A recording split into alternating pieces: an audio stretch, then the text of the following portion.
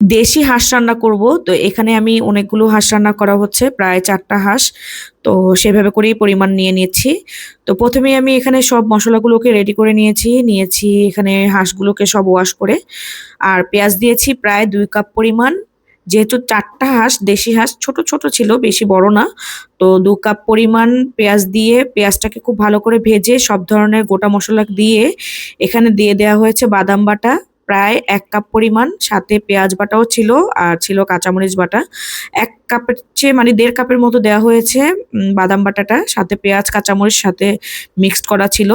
তারপর হলুদের গুঁড়ো দিয়ে দিয়েছি আমি এখানে প্রায় ৩ চামচ, মরিচের গুঁড়ো দিয়েছি ৩ চামচ, গুঁড়ো দিয়েছি ২ চামচ, জিরা গুঁড়ো দিয়েছি ২ চামচ আর গরম মসলা গুঁড়ো দিয়েছি ১ চামচ।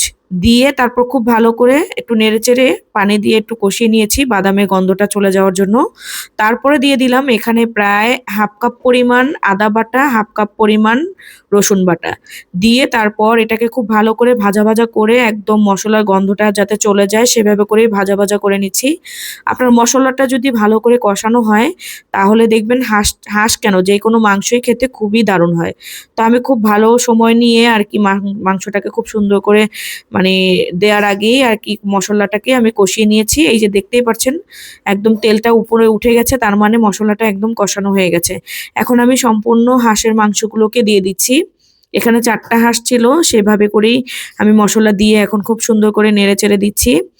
নেড়েচেড়ে একদম মসলাটা যাতে মিক্সড হয় সেভাবে করে নেড়েচেড়ে দিয়ে আবার ঢাকনা দিয়ে দিব।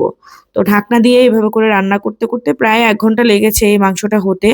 তো বেশিক্ষণ লাগেনি কারণ মাংসটা মানে মিডিয়াম সাইজের হাঁস ছিল, একদম ছোটও ছিল না, আবার খুব যে বড় তাও না।